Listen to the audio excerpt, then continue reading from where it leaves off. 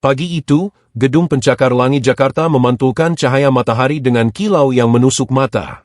Aku berdiri di lobi, ragu-ragu menatap kantor besar yang akan menjadi tempatku bekerja. Semua tampak megah, modern, dan menakutkan. Di lantai atas, Nadira duduk di balik meja kaca, sosok wanita yang begitu sempurna. Elegan, dingin, tapi entah mengapa ada sesuatu di matanya yang membuat jantungku berdebar. Aku tahu, aku tidak boleh jatuh cinta padanya, tapi rasanya semua logikaku hancur saat tatapannya menembusku dari jauh. Hari pertama itu, aku belajar satu hal, di dunia profesional, aturan jelas. Tapi hati, tak pernah mengikuti aturan apapun. Dan malam itu, ketika lampu kantor mulai redup, aku sadar, aku sudah terjebak dalam sebuah perasaan yang tak seharusnya ada. Jangan lupa dukung channel ini dengan cara like, comment, share, dan subscribe agar kami semakin semangat menghadirkan kisah-kisah inspiratif lainnya. Semuanya bermula dari sebuah ruang rapat kaca di lantai 10. Aku baru 2 hari bekerja di perusahaan desain interior itu, dan pagi itu seluruh tim dikumpulkan untuk briefing. Tapi saat pintu terbuka, suasana mendadak hening. Langkah sepatu Hak berderap pelan di lantai marmer. Dan di sanalah dia, Nadira. Wanita itu berjalan dengan aura yang sulit dijelaskan. Dingin tapi elegan. Wibawa tapi memesona. Setiap mata memandang, tapi hanya aku yang tidak bisa mengalihkan pandangan sedikit pun. Dia berbicara dengan tenang, menjelaskan target proyek dan tanggung jawab masing-masing. Namun jujur saja, aku hampir tak menangkap satupun kata dari arah bibirnya. Yang kuingat hanya cara dia menatap, senyum tipisnya, dan suara yang menembus batas nalar. Sampai akhirnya tatapan kami bersitatap sesaat. Waktu seolah berhenti. Raka, kamu bagian presentasi visual. Ya, suaranya tenang. Aku terkejut, buru-buru menjawab, siap, Bu Nadira. Cukup Nadira, potongnya halus. Dan detik itu juga, aku tahu. Wanita ini akan jadi ujian paling besar dalam hidupku. Bukan karena dia atasan yang keras, tapi karena dia terlalu sempurna untuk tidak kucintai. Namun aku sadar, perasaan seperti ini tak boleh tumbuh. Dia atasanku, dan aku hanya karyawan baru tanpa nama. Tapi hati, tak bisa diperintah. Lampu-lampu kantor sudah banyak yang padam malam itu. Hanya tersisa cahaya redup dari ruangan desain tempatku masih berkutat dengan revisi proyek. Suasana hening, hanya bunyi ketikan dan detak jam dinding yang menemani. Tiba-tiba langkah sepatu Hak terdengar mendekat, pelan tapi pasti. Suaranya khas. Dan sebelum aku menoleh, aku sudah tahu siapa yang datang. Enggak pulang, Raka.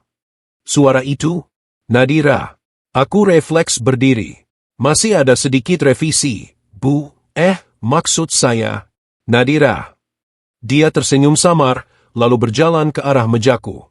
Langkahnya pelan, tapi setiap gerakannya seperti punya ritme yang aneh, tenang tapi menegangkan. Aku juga belum selesai, katanya sambil menaruh map di mejaku. Kita selesaikan bareng, ya? Udara malam itu terasa berbeda. Ada keheningan yang justru terasa terlalu dekat. Dia duduk di seberangku, tapi jarak itu terasa begitu tipis. Setiap kali aku menatap layar, bayangan wajahnya terpantul samar di monitor. Dan setiap kali aku mencoba fokus, parfum lembutnya malah membuat pikiranku buyar. Beberapa kali pandangan kami bertemu tanpa sengaja. Dan entah kenapa, tidak satu pun dari kami segera mengalihkan tatapan. Sampai akhirnya Nadira tersenyum kecil, seolah membaca pikiranku. Kamu tahu, Raka, katanya perlahan, kadang orang yang paling berusaha menjaga batas justru yang paling mudah melampauinya. Aku terdiam. Kata-kata itu seperti tamparan lembut tapi menyayat. Dan saat itu aku sadar, dia tahu. Dia tahu perasaanku. Dan anehnya, dia tidak marah. Dia hanya menatapku lama, lalu berdiri. Sebelum pergi, dia berbisik pelan. Jangan buat aku menyesal sudah percaya sama kamu. Langkahnya menjauh. Tapi kata-katanya meninggalkan bekas yang dalam di hati. Malam itu aku tidak bisa tidur. Antara rasa kagum, rasa bersalah, dan sesuatu yang bahkan tak bisa kujelaskan dengan logika. Apakah ini awal dari sesuatu yang terlarang? Beberapa minggu berlalu sejak malam lembur itu. Aku berusaha bersikap normal di kantor, berpura-pura tak ada apa-apa antara kami. Tapi entah kenapa, setiap kali kami berbicara, matanya selalu menyimpan sesuatu yang tak bisa kuterjemahkan. Hari itu, aku diminta menemaninya ke proyek villa klien di puncak. Perjalanan 2 jam di dalam mobil membuat keheningan terasa aneh. Hujan rintik-rintik di luar jendela, dan musik lembut mengalun pelan dari radio. Nadira menatap keluar jendela sambil bergumam pelan. Kadang, hidup bisa sangat melelahkan, ya, Raka. Nada suaranya bukan seperti atasan yang bicara ke bawahan, tapi seperti seseorang yang menyimpan luka. Aku menoleh, ragu, tapi akhirnya bertanya. Kenapa bicara begitu, Nadira? Dia tersenyum samar, tapi matanya berkaca. Aku cuma lelah berpura-pura kuat. Mobil berhenti di rest area. Hujan mulai deras. Dia membuka kaca sedikit, membiarkan udara dingin masuk. Lalu berkata tanpa menoleh. Kau tahu, aku dulu pernah menikah. Aku terdiam.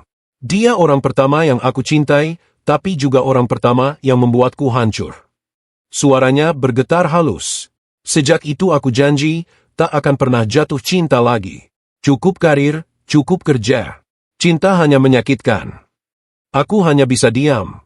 Ingin menghibur, tapi takut melangkah terlalu jauh. Namun di dalam hati, aku merasa semakin tenggelam dalam dirinya. Hujan semakin deras. Nadira menatapku, kali ini lebih dalam dari sebelumnya. Jadi tolong, Raka, katanya pelan, jangan buat aku ingkar janji itu. Hening. Cahaya petir sesekali menyambar di luar, memantulkan wajahnya yang penuh luka dan keteguhan. Dan malam itu aku sadar. Aku bukan hanya jatuh cinta pada kecantikannya, tapi juga pada luka yang ia sembunyikan. Luka yang perlahan ingin kucintai meski aku tahu, aku tak boleh. Hujan tak kunjung reda malam itu. Kami akhirnya memutuskan menginap di villa proyek, karena jalan menuju kota tertutup longsor. Villa itu masih setengah jadi. Hanya ada satu kamar yang cukup layak, dengan perapian kecil di pojok ruangan. Aku berusaha menjaga jarak, tapi situasinya terlalu dekat untuk dihindari. Nadira duduk di depan perapian, membungkus diri dengan selimut tipis. Cahaya api memantulkan bayangan lembut di wajahnya. Untuk pertama kalinya, dia tampak rapuh. Kamu bisa duduk, Raka. Aku nggak gigit, ucapnya lirih. Nada suaranya lembut, tapi ada sesuatu di dalamnya, campuran kesepian dan ketulusan. Aku duduk agak jauh, tapi tetap di hadapannya. Entah kenapa, diam di ruangan kecil itu terasa lebih berat daripada berbicara. Dulu aku sering ke tempat seperti ini, katanya tiba-tiba. Waktu masih menikah. Tapi sekarang, semua terasa kosong. Aku menatapnya tanpa berani menyela. Dia menarik napas dalam, lalu menatapku dengan mata sendu. Kamu pernah merasa dunia terlalu kejam sama orang yang cuma ingin bahagia, Raka? Pertanyaan itu menghantam hatiku. Aku ingin menjawab, tapi tak tahu harus mulai dari mana. Sampai akhirnya aku berkata pelan. Mungkin bukan dunia yang kejam, Nadira. Kadang kita cuma terlalu baik sama orang yang salah. Dia terdiam. Lalu tiba-tiba tersenyum kecil, tapi matanya mulai berkaca. Lucu ya, kenapa kamu selalu tahu kalimat yang pas? Aku menunduk. Aku juga nggak tahu. Mungkin karena aku pernah ngerasain hal yang sama. Hening. Hanya bunyi hujan dan api yang membakar kayu. Sampai akhirnya, Nadira berdiri, berjalan pelan ke arahku. Dia berhenti tepat di depanku, lalu berbisik. Raka, kalau aku minta kamu tetap di sini malam ini, kamu masih bisa janji untuk nggak jatuh cinta padaku. Jantungku berhenti sejenak. Aku menatap matanya, ada ketakutan, ada kerinduan, ada sisa luka yang belum sembuh. Aku tahu, jika aku bertahan malam ini, segalanya tak akan sama lagi. Tapi jika aku pergi, mungkin aku tak akan pernah melihat senyum itu lagi. Dan di antara dinginnya hujan, aku hanya bisa menjawab pelan. Aku nggak janji bisa menahan, Nadira. Dia menutup matanya sesaat, menahan air mata. Lalu membisik. Kalau begitu, jangan salahkan aku kalau besok aku pura-pura lupa semuanya. Malam itu, hujan menjadi saksi bisu. Dua hati yang sama-sama hancur, tapi justru saling menemukan kehangatan. Bukan cinta yang suci, bukan juga cinta yang kotor. Hanya dua jiwa yang rindu dipahami. Sejak malam di villa itu, segalanya berubah. Bukan secara nyata, tapi terasa. Tatapan, cara bicara, bahkan diamnya Nadira, semuanya kini membawa makna yang berbeda. Di kantor, dia kembali jadi sosok dingin yang kukenal di awal. Tak ada senyum lembut, tak ada percakapan pribadi, tak ada perhatian kecil. Seolah malam itu tak pernah terjadi. Tapi setiap kali mata kami bertemu di ruang rapat, ada sesuatu yang tak bisa disembunyikan. Tatapan itu seolah mengingatkan pada sesuatu yang hanya kami berdua yang tahu. Aku mencoba bersikap profesional. Tapi di setiap langkahnya, di setiap aroma parfumnya, di setiap kata yang keluar dari bibirnya, aku selalu kembali pada malam itu, malam yang seharusnya tak boleh terjadi. Sampai suatu hari, aku memberanikan diri menghampirinya di ruang kerjanya. Nadira, aku cuma mau bicara sebentar. Dia masih menatap layar laptopnya, tanpa menoleh. Kalau soal pekerjaan, kirim lewat email aja. Aku menarik napas panjang. Bukan soal pekerjaan. Tangannya berhenti mengetik. Perlahan dia menutup laptop, lalu menatapku. Apa yang kamu mau, Raka? Pertanyaan itu sederhana, tapi terasa berat. Aku menatap matanya dan berkata dengan suara nyaris bergetar. Aku cuma mau tahu malam itu, semua yang terjadi, apa cuma aku yang merasa ada sesuatu? Hening. Suara detak jam di dinding terdengar begitu jelas. Nadira menatapku lama, sebelum akhirnya berdiri dan berjalan pelan ke arah jendela. Dia menatap keluar, lalu berkata pelan. Kita berdua salah, Raka. Malam itu bukan tentang cinta, itu tentang kesepian. Aku diam, tapi hatiku memberontak. Kalau cuma kesepian, kenapa kamu masih ingat tatapan itu? Kata-kataku membuatnya menoleh cepat, wajahnya tegang, tapi matanya bergetar. Berhenti, Raka, serunya, nada suaranya campuran antara marah dan takut. Kamu nggak tahu apa yang kamu hadapi. Dia menarik napas dalam, mencoba tenang. Aku punya alasan kenapa aku harus jauh dari kamu. Jangan paksa aku jelasin. Aku berdiri, menatapnya lurus.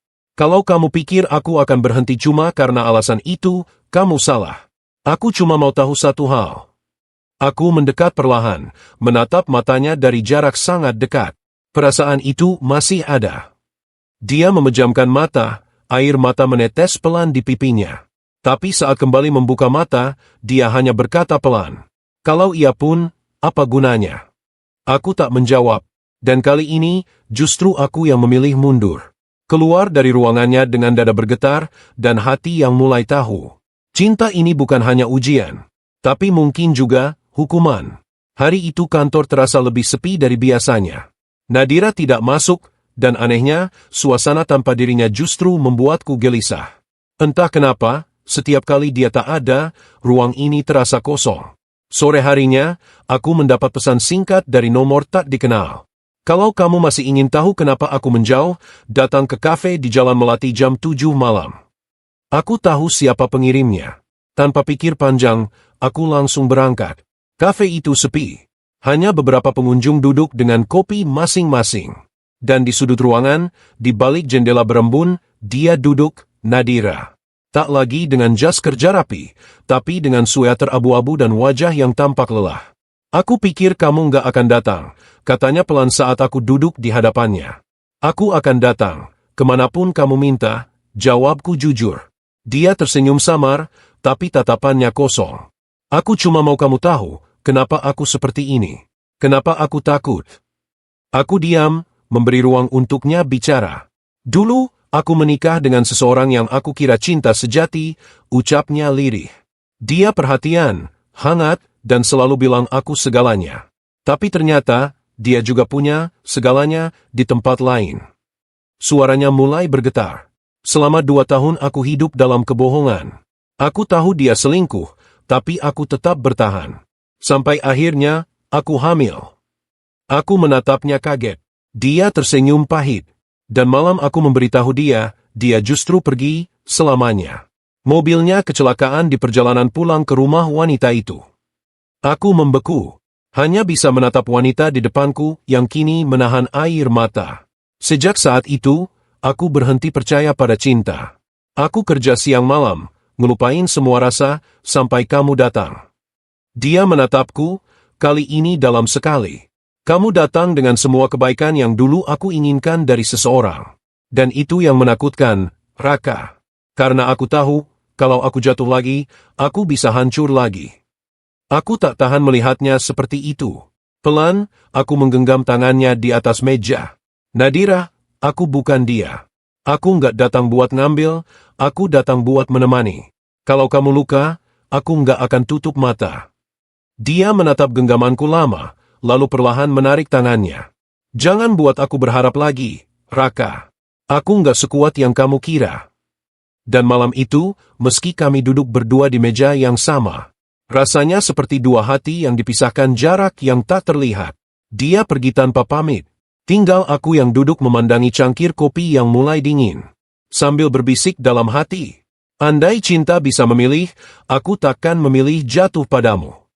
Hari-hari berikutnya berjalan dengan canggung. Nadira kembali bekerja seperti biasa, tapi kini jarak di antara kami terasa lebih tinggi dari tembok manapun. Setiap kali aku mendekat, dia selalu menjaga sikap.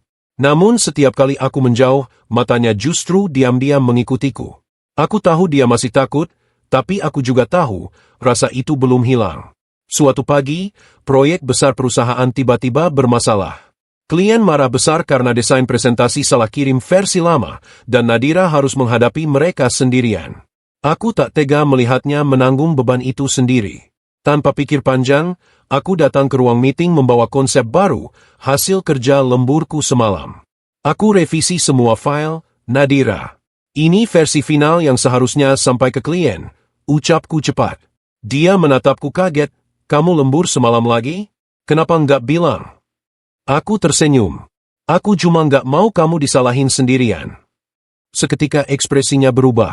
Dia tak menjawab, hanya menatapku lama, dengan mata yang mulai melembut.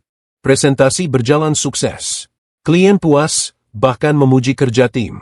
Dan di akhir rapat, Nadira menatapku dengan pandangan yang tak bisa disembunyikan lagi, campuran lega, kagum, dan rasa yang ia coba matikan selama ini. Sore itu, saat semua karyawan sudah pulang, aku masih membereskan alat presentasi di ruang rapat. Tiba-tiba, Nadira masuk tanpa suara. Dia menatapku lama, lalu berkata pelan, "Kamu selalu bikin aku nggak bisa marah." Aku tertawa kecil. Mungkin karena aku nggak pernah punya niat bikin kamu marah. Dia mendekat beberapa langkah, berhenti di depanku. "Kenapa kamu masih di sini, Raka? Setelah semua yang aku bilang, kenapa kamu nggak pergi aja?" Aku menatap matanya, kali ini tanpa ragu. Karena aku nggak mau jadi orang yang menyerah cuma karena takut ditolak. Kalau cinta selalu tentang menang atau kalah, aku nggak tertarik. Aku cuma mau ada di sisimu, tanpa syarat. Wajahnya mulai bergetar. Dia menunduk, tapi aku tahu air matanya sudah jatuh. Aku mendekat, tapi kali ini bukan untuk menyentuh, hanya untuk memastikan dia tahu bahwa aku benar-benar serius. "Nadira," kataku lembut, "aku nggak mau jadi masa lalumu. Aku mau jadi alasan kamu percaya lagi." Dia mengangkat wajahnya pelan. Tatapannya kini bukan dingin lagi, tapi hangat, rapuh, dan jujur. Tanpa kata, dia berbalik hendak pergi. Tapi sebelum keluar, dia berbisik pelan. "Jangan pernah berhenti ngomong kayak gitu, Raka. Karena cuma itu yang bikin aku bertahan." Pintu menutup, dan aku tahu, perlahan, dinding di hatinya mulai retak. Bukan karena aku memaksanya, tapi karena cintanya sendiri yang mulai kalah oleh rasa. Hari-hari berikutnya terasa lebih hangat. Meski tak ada kata cinta yang diucapkan, caranya memandangku kini berbeda. Ada perhatian kecil yang dulu tak pernah ada. Sekali waktu, dia menyodorkan kopi sambil tersenyum tipis. Di lain hari, dia sengaja memanggilku hanya untuk menanyakan hal sepele, padahal dia bisa menyuruh siapa saja. Aku tahu, tanpa perlu dia ucapkan, perasaan itu mulai tumbuh lagi. Bukan hanya padaku, tapi juga di dalam dirinya. Namun semakin indah hubungan itu, semakin besar pula bahaya yang menunggu. Suatu sore, saat aku keluar dari ruangannya, aku melihat seseorang berdiri di depan pintu, Rani, sekretaris pribadinya. Tatapannya curiga, senyumnya samar tapi menusuk. "Sering banget ya kamu dipanggil sama Bu Nadira akhir-akhir ini," katanya datar. Aku mencoba tersenyum tenang. "Biasa, soal kerjaan." Rani menatapku dari ujung kepala hingga kaki. "Kerjaan, ya? Semoga aja." Aku tahu tatapan itu bukan tatapan biasa. Dan benar saja, sejak hari itu, gosip kecil mulai beredar di antara karyawan. Tentang aku dan Nadira. Semuanya berawal dari hal sepele, kopi yang dia buatkan untukku, atau senyum yang tak sengaja terlihat di koridor. Namun di dunia kerja, hal sekecil itu bisa jadi bahan besar. Suatu pagi, aku masuk ke ruangannya dan menemukan Nadira duduk diam. Matanya kosong, wajahnya tegang. "Raka," katanya pelan, "aku baru dengar kabar nggak enak. Katanya, kita punya hubungan khusus." Aku menelan ludah. "Siapa yang bilang?" Dia menatapku, kecewa sekaligus khawatir. "Nggak penting siapa. Yang jelas, aku direktur dan kamu staf. Kalau kabar itu makin besar, karir kamu bisa hancur, dan aku juga." Aku hanya bisa terdiam. Semua yang dia takutkan mulai terjadi. "Nadira," ucapku lirih, "kita tahu apa yang sebenarnya terjadi. Biarlah orang bicara, asal kita tetap benar." Dia berdiri cepat. "Kamu nggak ngerti, Raka. Dunia ini nggak peduli siapa yang benar. Mereka cuma lihat siapa yang salah untuk dijatuhkan." Hening. Untuk pertama kalinya, dia meninggikan suara padaku. Dan aku bisa merasakan betapa besar ketakutannya kehilangan segalanya lagi. Dia menunduk, suaranya melemah. "Aku nggak mau kamu hancur karena aku, Raka. Aku nggak mau ulangi kesalahan masa lalu." Aku ingin menjawab, tapi tak ada kata yang bisa menenangkan perempuan sekuat dan serapuh itu. Dia memalingkan wajah, dan sebelum pergi, dia berbisik pelan. "Mulai besok, jangan datang ke ruanganku lagi. Anggap saja, semua ini nggak pernah terjadi." Kata-kata itu menamparku lebih keras dari apapun. Aku tahu dia ingin melindungiku. Tapi sekaligus aku sadar, dia juga sedang mencoba melindungi hatinya sendiri. Dan kali ini, mungkin aku benar-benar akan kehilangan dia, bukan karena cinta yang salah, tapi karena dunia yang tak mengizinkan. Malam itu, hujan turun pelan, menari di atas kaca jendela rumah besar itu. Raka baru saja menyelesaikan tugasnya menyiram bunga di taman belakang. Namun langkahnya terhenti ketika melihat cahaya ruang tamu masih menyala. Di sana, duduklah Nadira. Rambutnya sedikit terurai, wajahnya tanpa riasan, tapi justru itulah yang membuatnya terlihat begitu menenangkan. Tatapannya kosong, seolah sedang berbicara dengan hujan. "Mas Raka," suaranya lembut ketika menyadari kehadiran lelaki itu. "Kamu belum tidur?" Raka menunduk sopan. "Belum, Bu.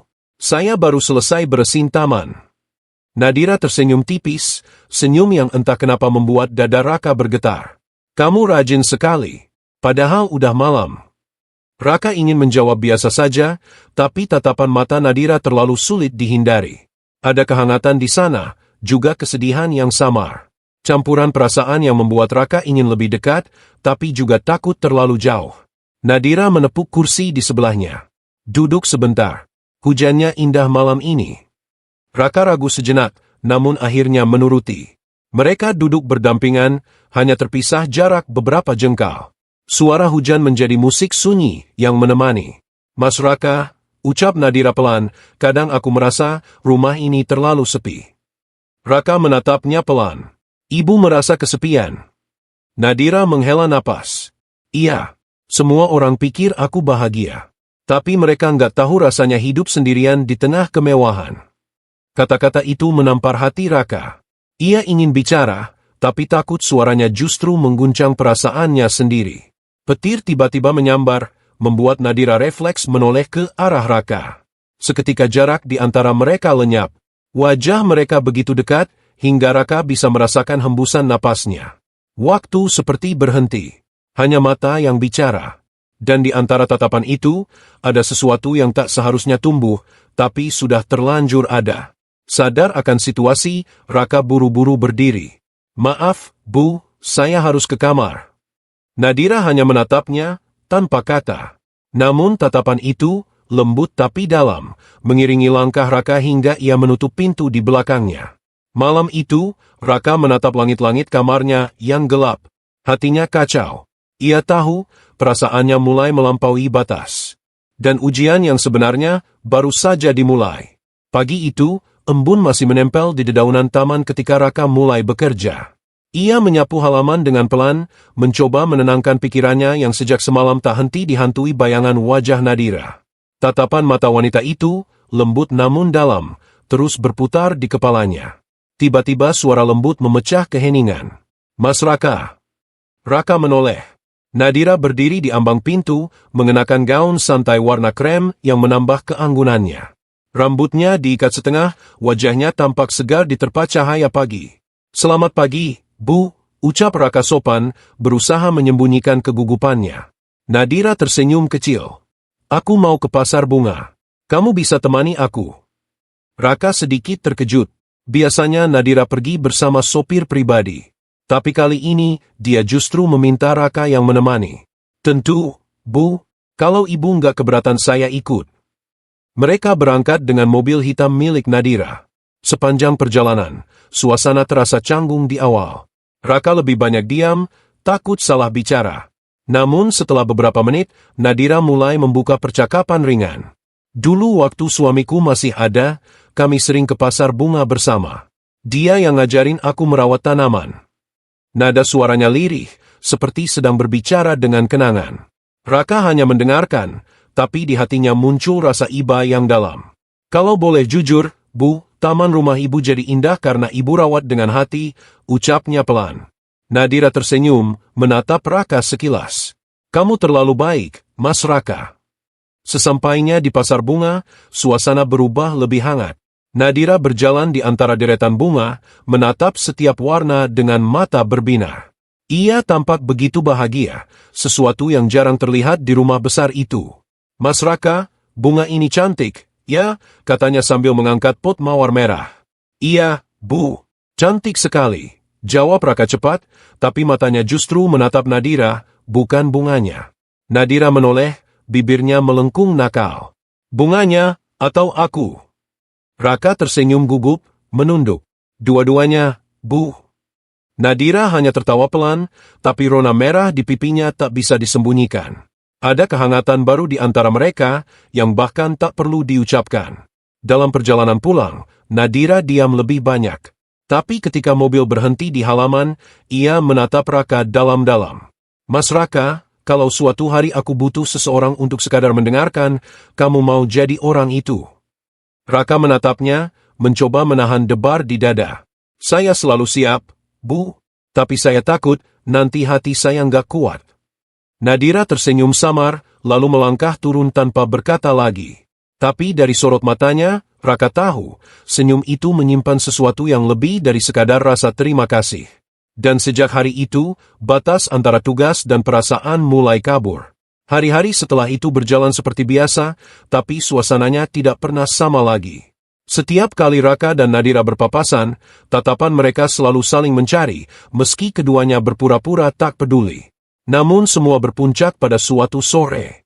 Hujan turun deras, petir menyambar di langit, dan Raka sedang memperbaiki pipa air di taman belakang ketika Nadira datang, basah kuyup, membawa payung kecil. "Mas Raka, kenapa nggak nunggu hujan reda dulu?" seru Nadira. Raka menatapnya sambil tersenyum lemah. "Kalau saya berhenti kerja setiap kali hujan turun, nanti taman Ibu nggak seindah ini." Nadira berjalan mendekat, menatapnya dengan mata yang bergetar. "Berhenti dulu, Mas. Aku nggak mau kamu sakit." Untuk pertama kalinya, Raka melihat wajah Nadira begitu dekat tanpa jarak, tanpa peran. Hanya seorang wanita yang kesepian, dan seorang pria yang tak bisa lagi membohongi perasaannya. "Bu Nadira," suara Raka bergetar. "Saya tahu saya cuma orang biasa. Tapi setiap kali Ibu tersenyum, rasanya dunia ini berhenti." Air mata Nadira jatuh, bercampur dengan air hujan. "Raka, aku juga nggak tahu sejak kapan, tapi kamu selalu ada di pikiranku." Hening. Hujan menjadi saksi. Dua hati yang berusaha menahan, akhirnya jujur pada apa yang mereka rasakan. Namun Raka menunduk pelan, menahan napas. "Tapi saya nggak mau hubungan ini salah di mata Allah. Saya nggak mau mencintai seseorang hanya karena kesepian." Nadira memejamkan mata, menatapnya dengan tatapan yang dalam. "Aku menghormati kamu, Raka. Dan mungkin, itulah alasan kenapa aku jatuh cinta." Setelah hari itu, keduanya mulai menjaga jarak. Tapi bukan karena saling membenci, melainkan karena sama-sama ingin menjaga perasaan itu tetap suci. Nadira tetap menjadi wanita yang dihormati, dan Raka tetap menjalankan tugasnya dengan penuh tanggung jawab. Waktu berjalan. Beberapa bulan kemudian, Raka pamit untuk pindah kerja ke luar kota. Sebelum berangkat, Nadira memberinya sebuah surat kecil. Terima kasih sudah mengajarkanku arti ketulusan, tulis Nadira. Kau mungkin bukan bagian dari hidupku, tapi kau telah menyentuh hatiku dengan cara yang tak akan pernah kulupa. Raka membaca surat itu sambil menatap langit senja. Di hatinya, tak ada penyesalan. Hanya ketenangan, karena ia tahu, cinta sejati bukan tentang memiliki, tapi tentang menjaga yang seharusnya dijaga. Dan di balik setiap hujan yang turun, Nadira masih suka berdiri di jendela, memandangi taman yang dulu dirawat Raka. Sambil tersenyum pelan, ia berbisik, "Terima kasih, Raka, sudah datang dan mengajarkanku cara mencintai tanpa melanggar takdir."